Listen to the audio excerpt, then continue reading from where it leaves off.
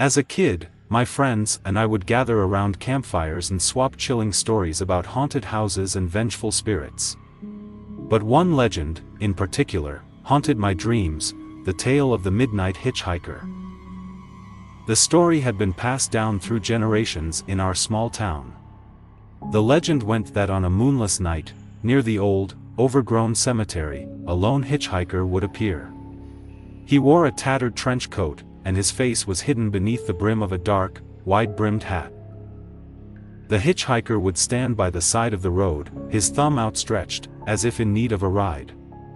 Those who stopped to pick him up would notice something odd about him, a strange, unsettling silence that hung in the air.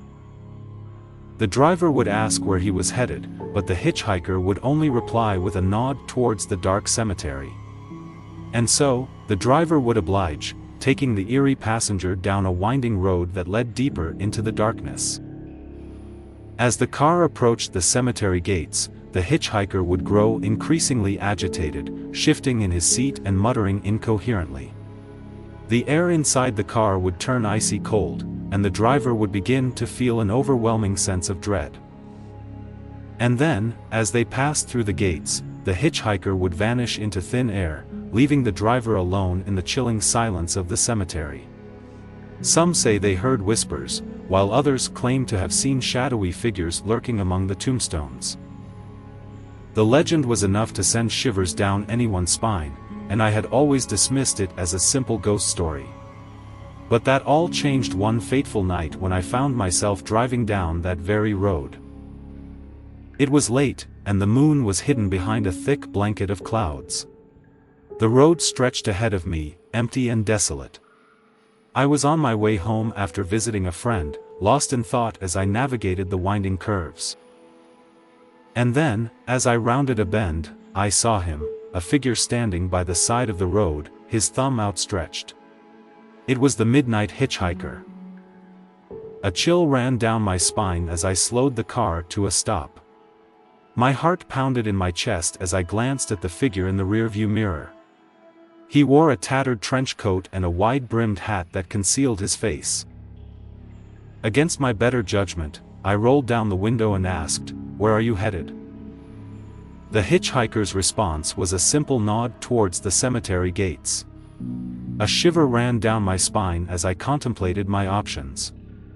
I could drive away, dismiss him as a mere hallucination, or I could oblige and find out if the legend was true. Curiosity got the better of me, and I motioned for him to get in. He slid into the back seat without a word, and an unsettling silence filled the car. As I drove towards the cemetery, a sense of dread washed over me. The air grew colder, and I could feel the tension in the car. I stole glances at the hitchhiker in the rearview mirror, but his face remained hidden beneath the hat. We passed through the iron gates of the cemetery, and the world seemed to change. The moon broke through the clouds, casting an eerie glow over the tombstones. I could hear the hitchhiker muttering something under his breath, his voice a low, incomprehensible murmur. My heart raced as I navigated the winding paths, my headlights casting long, eerie shadows. And then, just as the legend foretold, the hitchhiker vanished into thin air. One moment, he was there in the back seat, and the next, he was gone. I slammed on the brakes, my heart pounding in my chest. The car was filled with a chilling silence, broken only by the rustling of leaves and the distant hooting of an owl. I was alone in the cemetery, surrounded by the graves of the departed. As I sat there, trying to make sense of what had just happened, I heard it, the faintest whisper, like a breeze carrying distant voices. I strained my ears to listen, and the whispers grew louder, filling the air with an otherworldly presence. I couldn't make out the words, but the voices seemed to come from all around me, as if the very souls of the departed were speaking. I could feel their eyes on me, their presence haunting the darkness. In a panic, I started the car and sped out of the cemetery, leaving the whispers behind. I didn't stop until I was safely back in the town, my heart still racing from the encounter. I never saw the Midnight Hitchhiker again, and I never ventured down that road at night. The legend had come to life before my eyes, and it was a chilling reminder that some stories are more than just tales to be told around a campfire.